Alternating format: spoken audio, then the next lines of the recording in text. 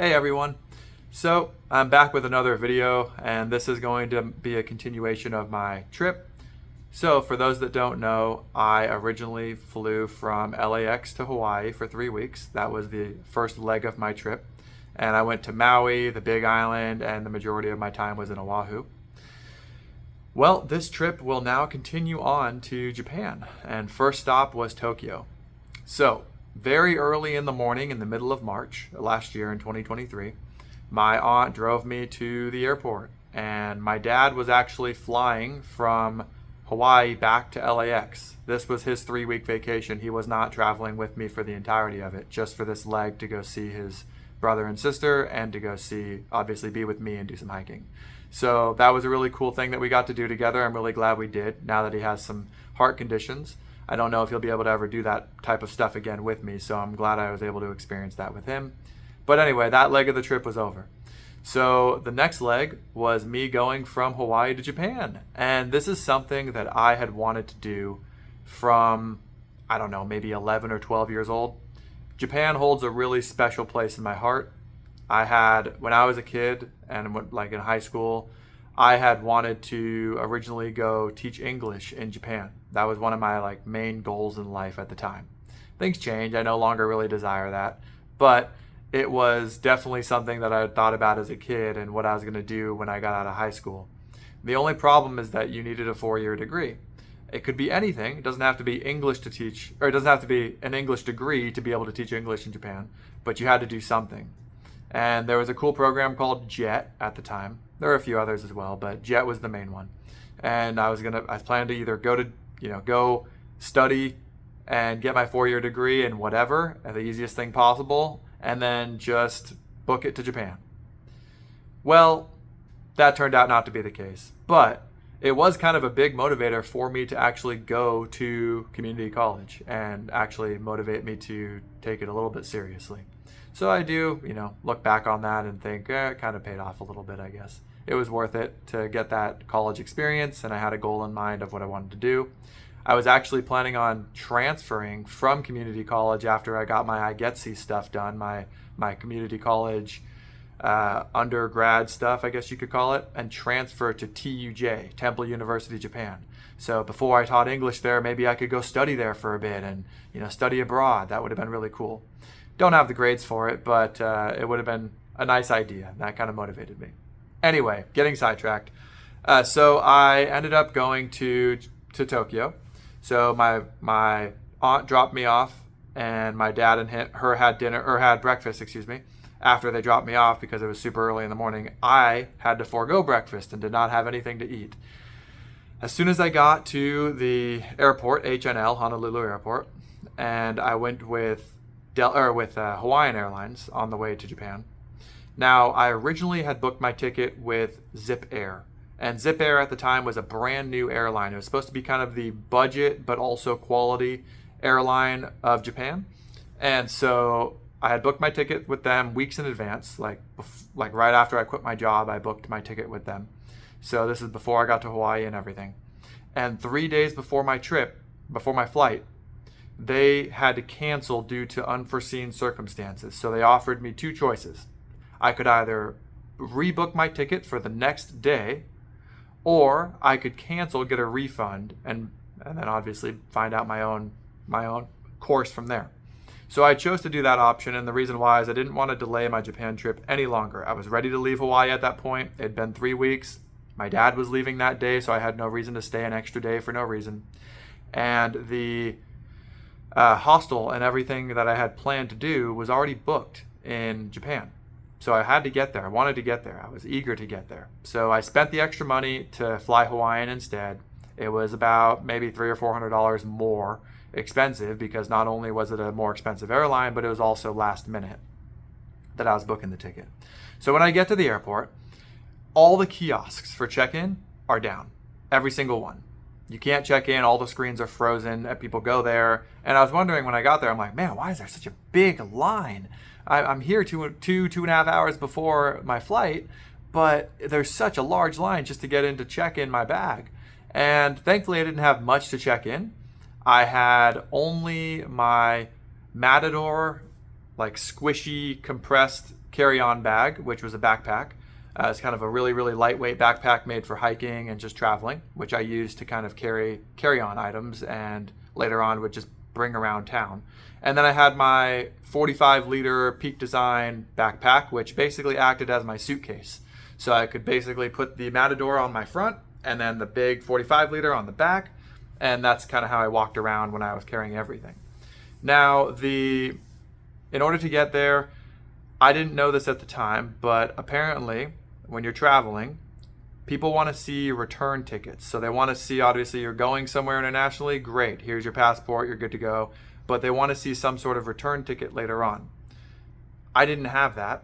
And knowing I didn't have that, I really just had to keep the attendant busy. And so I struck up some conversation. I'm like, hey, how's it going? Blah, blah, blah, blah, blah. Just kind of distracting her. I'm like, I'm going to Japan, I'm traveling, and then I'm going to Korea. And I didn't have to prove anything because of the story I told her. I was going to Korea afterwards, so I was only going to be here for a few weeks, and everything was good. So she didn't check. I didn't have the ferry booked at that point to get to Korea, but I did have a plan to book it. So I was like, this is what I was going to do if I had to prove it, but that could have been a nightmare. Anyway, pro tip. Try to have your return flight or moving on ticket ready to go and present for the people so that the people that are checking you in know where you're moving on to afterwards. You're not immigrating to that country, right? Now, the only reason I say that is because I would have had issues later on leaving Japan, going to Korea, if I did not have that. And I'll tell you a story when I get to that part of the trip later on, but word of advice is to have that. I got lucky. You might not get so lucky.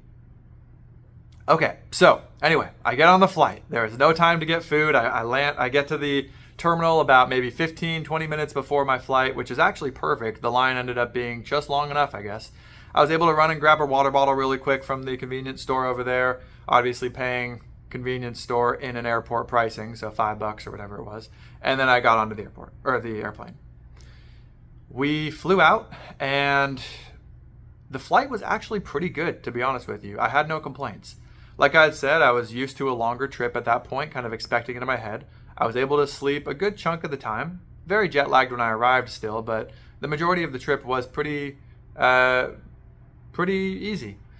They served us pretty good food. I remember having this like Japanese, forgot what it was. It was like a chicken cutlet thing with like a egg and some stuff. It was okay. And yeah, it was for the most part pretty good. When I arrived to Narita Airport, so I didn't go to the Tokyo Haneda Airport or whatever. I think it was Narita. And so the Narita Airport was the really the main one for international flights. That's where most people end up flying into, which is about an hour up from like the main part of Tokyo. So when I got out, I got my bag. I had already pre-ordered a pocket Wi-Fi. Now, for those that don't know, I highly recommend this. Whenever anybody asks me what's a good travel tip that you can give me for traveling to Japan, is to bear the expense. Instead of buying a SIM card and like an eSIM or whatever for Japan, buy a pocket Wi-Fi.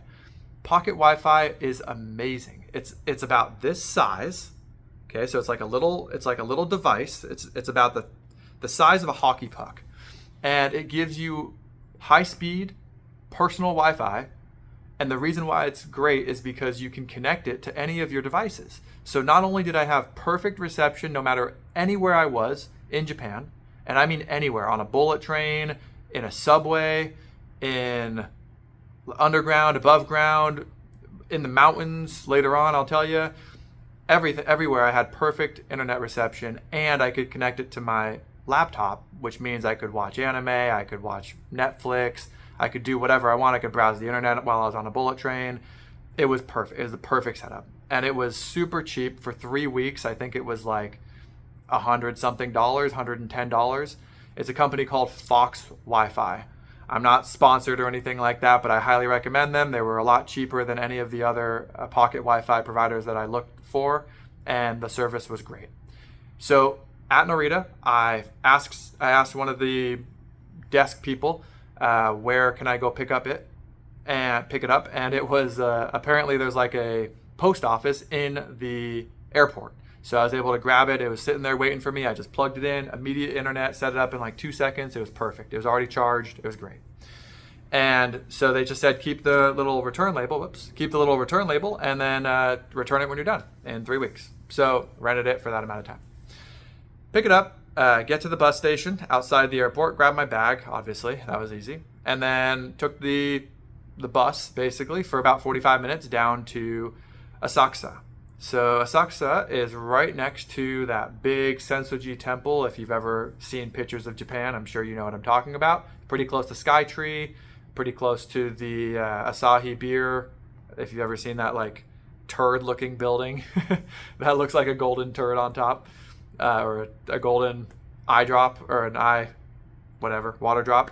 That's basically the Asahi beer building. And that is right near Asakusa and right near Nui Hostel. So Nui Hostel. And it's a hostel, but there's also kind of a restaurant underneath it. And so that's where I ended up staying. I was originally going to try to make this as cheap as possible. So I was going to stay in I think it was 4 bunk bed room. And it was mixed dorm. So that means 8 people per room. But the first night, they had no spaces left. So I ended up splurging on a bed, like an actual private room in the hostel. It was like $50 more, but because it was only one night, that was okay. It actually ended up working out perfectly. I had kind of a private room to really pass out. I was super jet lagged. So literally, I did nothing. I arrived at the airport, super tired, got my pocket Wi-Fi, checked into Nui Hostel as soon as I got there. Went up to my room. Didn't say hi to anybody except for the hostess girl there. Didn't go check out the amenities, anything. Didn't take a shower.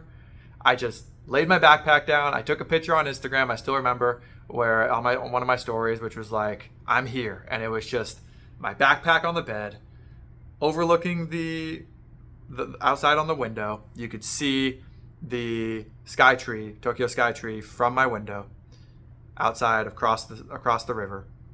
And I said, I'm here. And this was kind of like a moment that I'll always remember because of, like I said, just being in Japan has been a dream of mine for 12 years or more.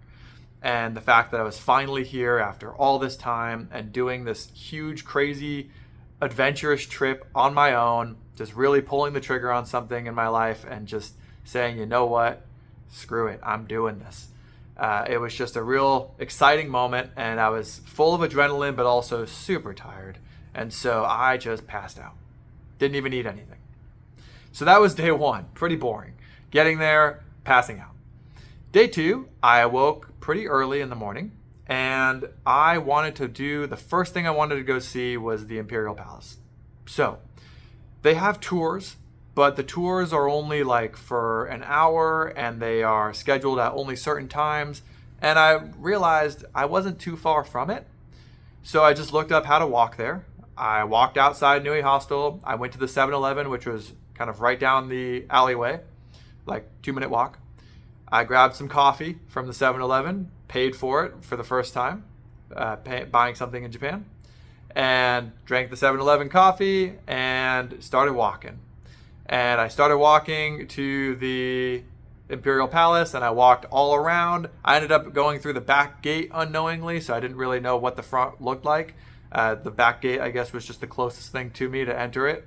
I asked the front lady, I said, do I need anything? She just checked my bag real quick and said I can go through. And I didn't have to pay anything. It was completely free. I just walked through the gardens. Out of everywhere that I went, it was the most well-kept gardens out of everywhere I've been. And I went to quite a few places in Tokyo that were kind of garden-esque, and it was great. It was great. The hanami trees I saw, they were blossoming early. I got super lucky. They weren't supposed to be blossoming yet. In fact, all the sakura were supposed to be blossoming or just starting to bud when I got there, and I was supposed to miss it. For those that don't know, I think they go They start kind of a little bit earlier in the month, and they normally kind of go into like early April is when they're, and I was there in mid-March. So they're normally supposed to kind of go up from the north part, or the south part, I think, and then they go up, I'm pretty sure. So they blossom kind of southern to north or north to south, I forgot which one. And either way, I knew I was going to miss it when I was coming down, as I was making my way down south. I think it comes from north to south. So as I was making my way down, if it was on the normal schedule, the sakura would be blossoming in Tokyo as soon as I leave Tokyo, and then they'd be blossoming in Osaka as soon as I leave Osaka, as I keep making my way down. So that was, I got super lucky. They were blossoming early for whatever reason, so I saw all the pink you could possibly see.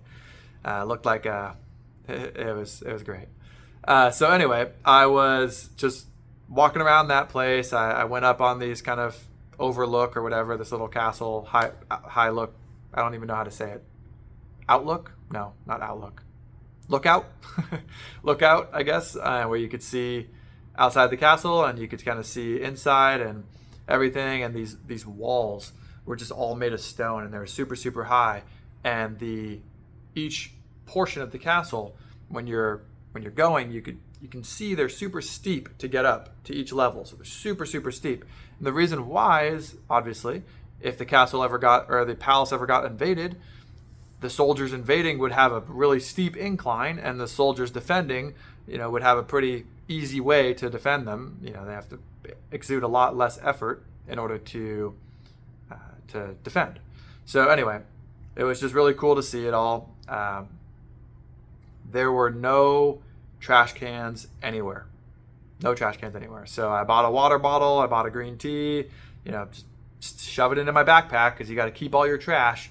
And this wasn't just an Imperial Palace thing. This was literally everywhere in Japan. There are no public trash cans. Just keep in mind, you got to keep your trash. Don't litter.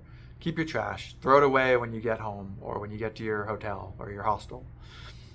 So that's basically what I did my very first day. Then when I was done with the Imperial Palace, I kind of walked to the front gate. I saw kind of the white guard towers at the front, and that's where you could see kind of all the parking lot and everything in the very, very front. And I'm like, oh, this is where I should have entered as a normal visitor, not the back gate, but whatever. It was cool. I saw it in reverse, and I saw kind of the most well-kept sakura tree there, which was cool.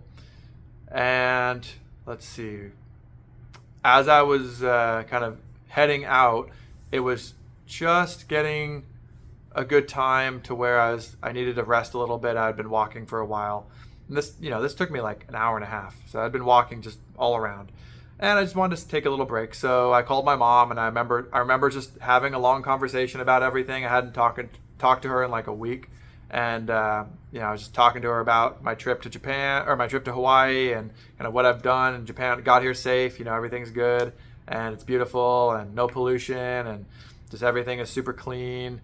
And I just remember talking to her outside, sitting on one of those circular cement fixtures that they have. There's like a lot of them. They're in the front of Targets as well, ironically. But if you know what I'm talking about, they're just these cement seats. They're not really seats, but you can sit on them.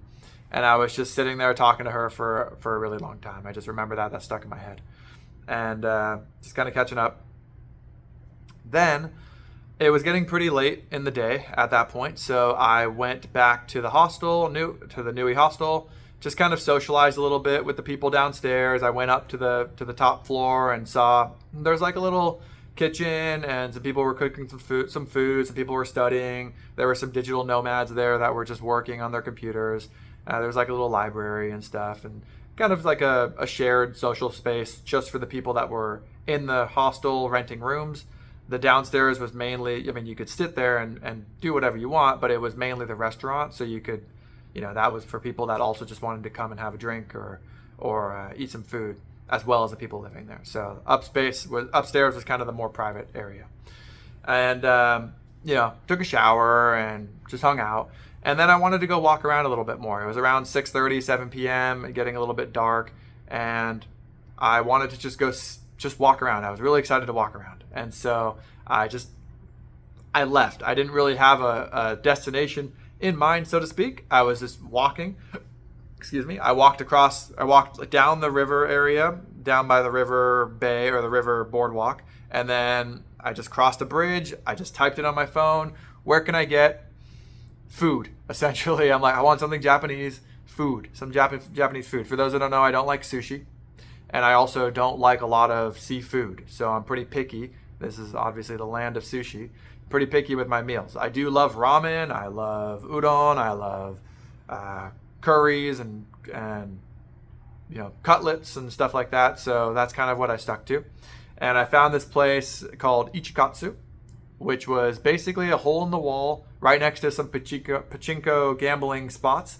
And it was this hole in the wall. It's just one of those restaurants where you walk down and the entire restaurant is just a block. It's just a block that is the kitchen and then stools and a bathroom at the end. That's it. That's the entire restaurant. So you just sit down and they ask what you want. I had some pork cutlet, and what was really cool, what I remember was they cut it right in front of you. They cook it right in front of you. They gave you some green tea. That was like the equivalent of having free water in America. They just give you free green tea and rice. So it was rice, the cutlet, and then this like green cabbage stuff, shredded cabbage, and the chicken and it was, or the pork. I mean, it was great. It was amazing. And I went to go pay my bill, and mind you, we are in the more expensive area in Japan. This is Tokyo, for God's sakes, and it was $10, $10 US. That was the equivalent exchange rate at the time. So $10. You don't have to tip. That was including tax, and it included a full meal, not just the actual cutlet, but the rice and the cabbage and the green tea. It was awesome. I was totally satisfied. It was an amazing meal, and it was way cheaper than what it would be in America. Here in California, in Orange County, where I live, that meal would have been $22 or $25, guaranteed. And then you tip on top of that. So when people say Japan is cheap or is expensive, maybe if you make a Japanese salary, but if you're using American dollars, especially right now, this is a year ago, the exchange rate was, I think, $1 was like 140 yen or 136 or something yen.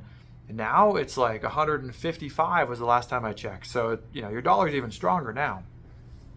Anyway, so that's what I did for the first basically 2 days. I got there and I walked around the Imperial Palace.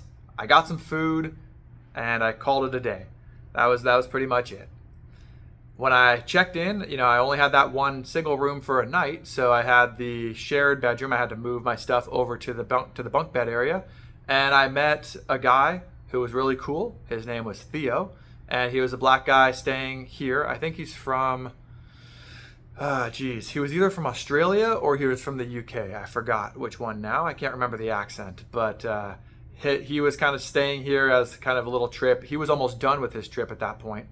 And that was the first time I met somebody in Japan, and we actually continued our hangout a little bit the next day, and I met some other people as well. But that's for another video. This is already getting almost 25 minutes long, so I will put a part 2. Obviously, I was there for a few days. So in my next video, I will talk about what we did on day 2 or day 3, whatever you want to call it, of Tokyo. All right, guys, thanks so much for watching, and have a good one. Bye-bye.